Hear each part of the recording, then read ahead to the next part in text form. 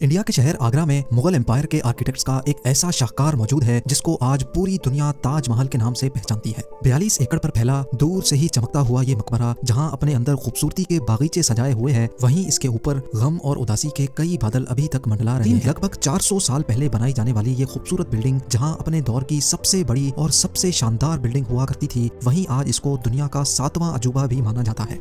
इस आलीशान स्ट्रक्चर को बनाने में 20,000 मजदूरों ने दिन रात खून पसीना बहाया, और वो भी 1 या 2 सालों तक नहीं बल्कि पूरे 22 सालों तक। अगर आज के दौर में इसकी कीमत का अंदाजा लगाया जाए तो संगमरमर का ये अनमोल मकबरा हैरत अंगेज तौर पे $1 बिलियन यानी 7,500 करोड़ रुपयों से भी ज्यादा महंगा है, क्योंकि इस बिल्डिंग में मुगल आर्किटेक्ट्स ने अपने हुनर की कई ऐसी निशानियां छोड़ी थी जिनकी दुनिया के टॉप इंजीनियर्स भी आज तक तारीफ करते हैं।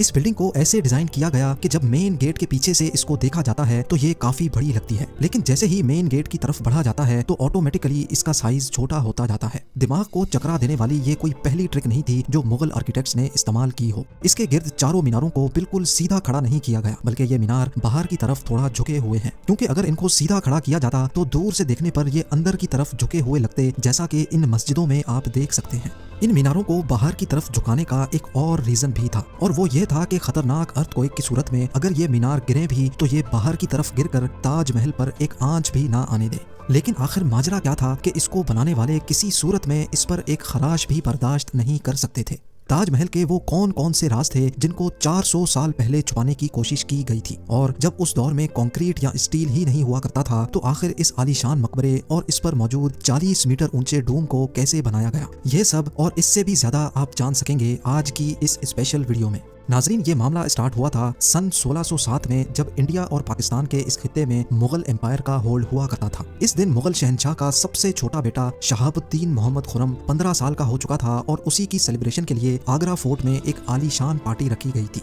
खुर्रम मुगल शहंशाह को सबसे ज्यादा अजीज था, इसी वजह से इसके हर जन्मदिन पर इसको हीरे जवाहरात और सोने से तोला जाता था, यानी जितना वजन शहजादे खुर्रम का होता था उतना ही खजाना इसके नाम कर दिया जाता था। लेकिन इस जन्मदिन पर कुछ और भी खास होने वाला था। मुगल शहंशाह ने शहजादे खुर्रम की शादी अपने एक वकील की बेटी के साथ कर दी, जिसको मुमताज महल के नाम से जाना जाता है। मुमताज और खुर्रम को पहले दिन ही एक दूसरे से बेइंतहा मोहब्बत हो चुकी थी, और उस वक्त ये किसी को भी मालूम नहीं था कि इस मोहब्बत का बोलबाला हमेशा के लिए रहने वाला है। अगले 10 सालों तक शहजादे ने कई जंगें लड़ी और उनमें भरपूर कामयाबी भी हासिल की। इसी वजह से शहंशाह ने खुश होकर उनको शाहजहां के लक़ब से नवाजा, जिसका मतलब है दुनिया का बादशाह। शाहजहां की टोटल 6 बीवियां थीं जो आगरा फोर्ट के हरम में ही रहती थी। इन 6 में से शाहजहां सबसे ज्यादा मोहब्बत मुमताज से करते थे, और यही वजह थी कि उनका ज्यादातर वक्त मुमताज महल के साथ ही गुजरता था।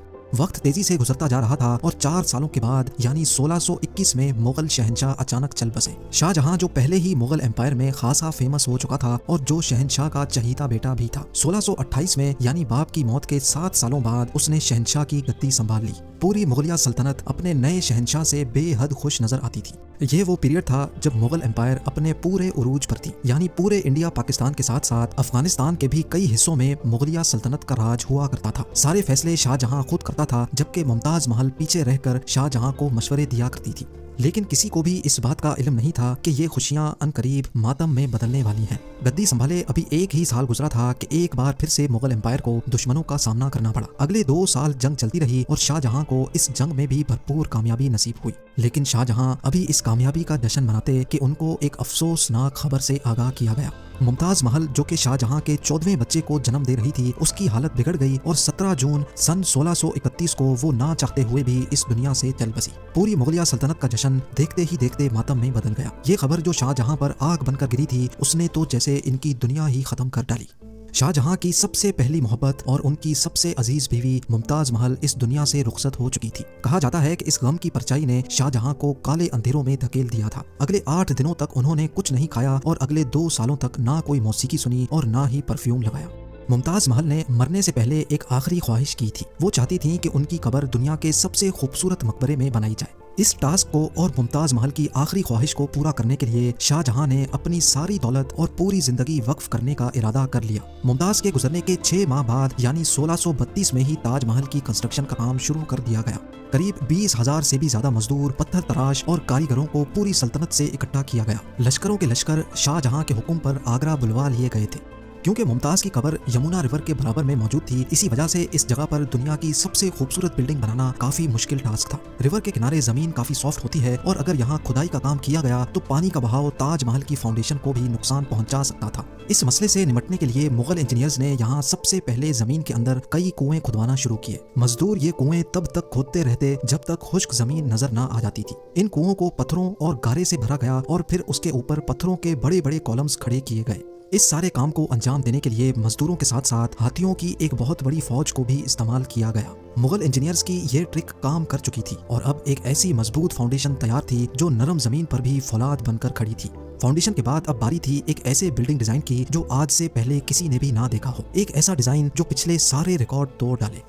ताजमहल के डिजाइन का आइडिया शाहजहां ने अपने बाप दादा के मकबरों से लिया था। बाप के मकबरे से मीनारों का आइडिया लिया गया, दादा के मकबरे से बिल्डिंग कोर का आइडिया लिया और अपने अंकल के मकबरे से डोम का आइडिया लिया था। और जब इन सबको कंबाइन किया गया तो एक शानदार और आलीशान डिजाइन उभर कर सामने आया। बिल्डिंग के स्ट्रक्चर को बनाने के लिए लाखों नहीं करोड़ों ईंटें मौके पर ही बेक की गई। ये सब इतना आसान नहीं था और इसमें लातादाद पैसे भी बहाए जा रहे थे। हर गुजरते दिन शाही खजाना तेजी से खाली होता जा रहा था, लेकिन शाहजहां को किसी चीज की परवाह नहीं थी, बस उनको ये काम हर कीमत पर कंप्लीट करना था। कहा जाता है कि ताजमहल की कंस्ट्रक्शन में इतने ज्यादा लोग लगाए गए थे कि इनकी वजह से आसपास के इलाकों में खाना पीना खत्म हो गया था। 20,000 मजदूरों और कारीगरों की डिमांड पूरी करने के लिए शाहजहां ने आसपास के तमाम इलाकों से अनाज आगरा मंगा लिया था।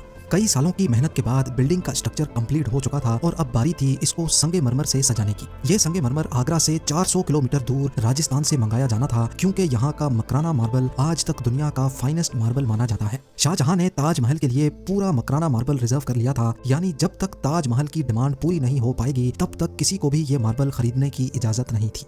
1000 हाथियों की मदद से हजारों टन वजनी मार्बल राजस्थान से आगरा मंगाया गया।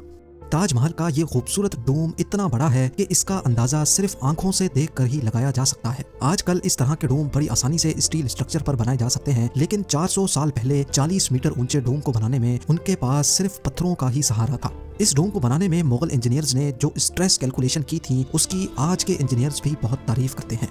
ताजमहल की फिनिशिंग के लिए इसको पीटरा डूरा या परचिनकारी से डेकोरेट किया जाना था। पीटरा डूरा एक ऐसी कलाकारी को कहा जाता है जिसमें कीमती पत्थर को मार्बल के अंदर तराश कर लगाया जाता है।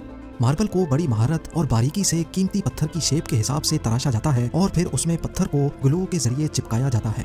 ताजमहल पर इस्तेमाल होने वाली ग्लू कोई आम ग्लू नहीं थी। काफी रिसर्च और लेबोरेटरी टेस्ट के बाद मालूम पड़ा कि ये ग्लू शीरा, लेमन जूस और संगमरमर पाउडर को मिलाकर बनाई जाती थी। वही सेम ग्लू आज भी ताजमहल की रेनोवेशन के लिए इस्तेमाल की जाती है। ताजमहल की खास बातों में एक बात यह भी है कि ये दिन में 4 मरतबा अपने रंग बदलता है। सूरज निकलने से पहले ये बिल्कुल ब्लैक शेड देता है, सूरज निकलने के बाद ये लाइट येलो और पिंक शेड देता है, जबकि दोपहर के वक्त ताजमहल की खूबसूरती का नया रुख देखने को मिलता है। नीले आसमान पर जैसे मोती चमक रहा हो और सनसेट के वक्त ये पूरी बिल्डिंग गोल्डन कलर की दिखाई देती है। पूरे 22 सालों के बाद सन 1654 में ताजमहल की कंस्ट्रक्शन का काम मुकम्मल कर लिया गया। शाहजहां अपनी बेगम की याद में दुनिया का सबसे खूबसूरत मकबरा बनाने में कामयाब हो चुका था। शाहजहां ने इस आलीशान इमारत का नाम अपनी पसंदीदा बीवी की याद में ही रखा। मुमताज महल से इसका नाम ताजमहल रख दिया गया। हर साल शाहजहां मुमताज की बरसी पर यमुना रिवर के जरिए ताजमहल पर जाया करते थे। ये ताजमहल की ऐसी एंट्रेंस थी जिसको सिर्फ शाही खानदान के लिए ही बनाया गया था। इस एंट्रेंस की दीवारों पर दिलकश नक्काशी का काम किया गया था, जो शायद सिर्फ शाही आंखों के देखने के लिए ही किया गया था। शाहजहां का ये महंगा तरीन प्रोजेक्ट कंप्लीट तो हो चुका था, लेकिन इसने मुगलिया सल्तनत को तबाही के किनारे पर ला खड़ा किया। 4 सालों के बाद यानी 1658 में शाहजहां और मुमताज के अपने ही बेटे ने शाही तख्त उलट दिया और खुद मुगल एम्पायर का शहंशाह बन गया। शाहजहां जो पिछले 30 सालों से इस तख्त पर राज कर रहे थे, उसको कैदी बनाकर आगरा फोर्ट में ही बंद कर दिया गया। सिर्फ एक फैसिलिटी ऐसी थी जो शाहजहां को दी गई, और वो ये थी कि जिस कमरे में उसको बंद किया गया था उसकी खिड़की से वो ताजमहल को देख सकते थे। 8 साल कैद में रहने के बाद 74 ईयर्स की एज में शाहजहां भी इस दुनिया को अलविदा कर गए। शाहजहां का अब मुमताज से दोबारा मिलने का वक्त आ चुका था और उनको ताजमहल में ही दफन कर दिया गया। उम्मीद है जेम टीवी की ये वीडियो भी आप लोग भरपूर लाइक और शेयर करेंगे। आप लोगों के प्यार भरे कमेंट्स का बेहद शुक्रिया। मिलते हैं अगली शानदार वीडियो में।